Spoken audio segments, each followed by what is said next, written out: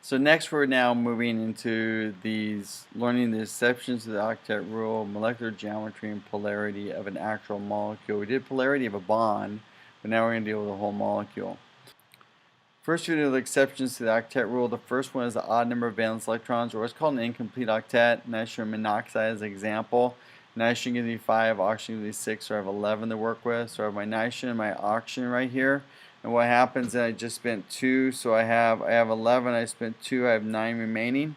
So then I just realized, well, my 9, this one wants 6 more, this one wants 6 more. So the problem is I need 12, but I only have 9. So you have a deficit of 3.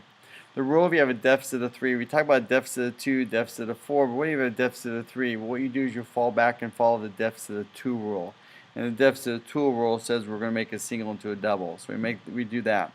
Now in this situation, as we keep track of this, now the thing is I've just spent 4, so now I have 7 remaining. So I have 11, I've just spent 4, I have 7 electrons remaining. Now the thing is this, I know this one wants 4 and that one wants 4. I need 8. There's no way around it. I need 8. I only have 7. Someone's going to go without. And so what I do is I look at who has the highest electronegativity. In this situation, it's oxygen. So the oxygen says, you know what, these are mine. I'm getting my full octet. You can have the remainder of nitrogen. So nitrogen gets the remainder.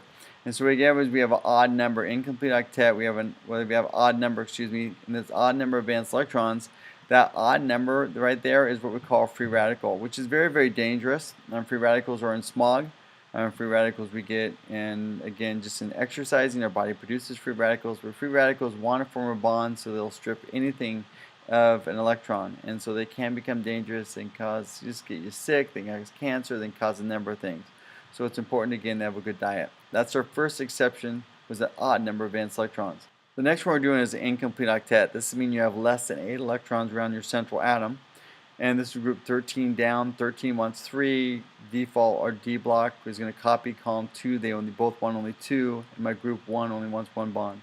So if I see boron trifluoride, first of all, boron comes with 3, fluorine with 21, so I have 24, first step total. In developing the actual skeletal structure, first I realized I have 3 valence electrons. I had just seen that alone realized I only want 3 bonds. So the skeletal structure, I spent $6. So I've spent 6, I have 18 remaining, and what happens, I have 6, 6, and 6, there's my budget, and I'm happy. Boron only wants 3. Is boron happy? Yes, boron is happy with 3. Do not say, I have 3, I need to give him 2 more. You don't. It only wants 3 bonds. Also next, beryllium chloride. Beryllium, acting the same way. Beryllium comes with 2, but chlorine gets 14, so 16 total. And beryllium has 2 valence electrons. Just seeing that, I realized it only wants 2 bonds. So I give it its 2 bonds, chlorine on the other side. So I bought $4. I have 12 remaining. Guess what? 6 and 6. There's my budget. I'm happy. I'm done. They're happy, and beryllium's happy. Beryllium only wants 2 bonds. Do not give it anything new. It's happy. By default, your mercury 2 chloride is also going to follow it. Again, assuming that 2 valence electrons plus 14 gives me 16. Mercury by default has 2 valence electrons. It only wants 2 bonds, so it's going to look exactly like beryllium chloride. Happy, happy, happy. With 2 bonds, that's all it wants. Incomplete octet, do not give it more. Moving on, the next one we're going to talk about is expanded octet. And some of us already we talked about this one with one of the compounds we drew out already. But what's going to happen here is these occur with large atoms. It has to be in period 3 and down. And the reason why is because the D house becomes available, providing extra rooms for electrons to move into. That's how it makes it all possible. It will not happen in group 2 because group 2 only has the S and the P. It doesn't have the D house yet.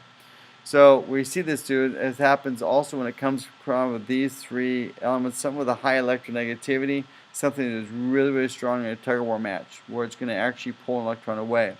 So we see that phosphorus is in group 15. So phosphorus in group 15 has 5 valence electrons, loves 3 bonds and 1 lone pair. However, what if this couple gets in a fight and they separate, and now I end up having 5 singles? Those 5 singles can go out and form a bond, and go out and date, and then all of a sudden I now have 5 chlorines. Now all these have dots. I just didn't want to put dots around them. There's a lot of dots here and I didn't want to do that. But all of them have full octets. That's an expanded octet. Sulfur. Sulfur is in group 16, has 6 valence electrons. Normally wants 2 bonds and 2 lone pairs. That's his preference. However, these guys get in a fight, and all of a sudden I'm now dealing with 6 singles. And now all of a sudden these we're bond everywhere here, and that's my situation as I start doing that. And expand it because now I have 2, 4, 6, 8, 10, 12. Here I had 2, 4, 6, 8, 10. So this says 10 around my phosphorus, this says 12. So they're expanded, they're greater than 12 around your central atom. Okay, molecular geometry. Molecular geometry, we have types. And so what's going to happen, my A represents my central atom, and my X is going to represent all the atoms attached to my central atom. So the first type we talk about is AX2, so it has one central and 2 things around it. The geometry is going to be linear, you need to know the shape. Example, BeF2 is when I draw it out, beryllium wants 2 bonds. And if I look at the actual bond angle between my fluorines, it actually forms a bond angle of 180. So the bond angle is always between my X's, okay? Always between the X's, and this is a 180. And what's throwing them out here is a VSEPR theory. These electrons are actually pushing each other away. My next example is AX3. This is what we call a trigonal planar, trigonal planar, some people call it. And my boron, I know this boron loves 3 bonds. And so my boron, again with 3 valence electrons, forms 3 bonds. Now what happens is the bond angle right here, since I now have a third, I'm going to drop from 180, now I'm going to drop to 120. So now my bond angle goes to 120 all the way around. The next one is AX4, so I have one central and 4 things around it. It's called a tetrahedron. An example here is our methane, CH4, carbon loves 4 bonds. And again, we draw this because this is actually going into the wall and this is coming out of the wall. So we're drawing a 3-dimensional structure on a 2-dimensional surface. Now my bond angle gets even less. It actually decreases because now I have 4 things, so it's down to 109.5, even decreasing even more. These are all called ideal geometries, by the way. Circle them, know them. They're called ideal geometries. Memorize these. AX2, AX3, AX4, and the next one is AX5. We've done these as trigonal bipyramid, and so phosphorus pentachloride. Now I do my phosphorus and I put triangle around it right here. This triangle around it means that these 3 chlorines are on the same plane. That's my trigonal. And by pyramid, I have a pyramid up here and I have a pyramid down here. So I have 2 pyramids. It's bipyramid. The bond angle decreases. I have 2 bond angles. I have 90. If I look at my actual structure here, I have 90 with the if I look at this, it comes down, it forms a 90-degree angle. But within my triangle, this is a 120 within my triangle. So that's how I get my 2 angles within the same compound. My AX6 is my sulfur hexafluoride. We just did is the octahedron. And now these 4 of my fluorines are on the same plane, and I have one going up and one going down. I have a square that shows 90, and so it's 90 all the way around on this example.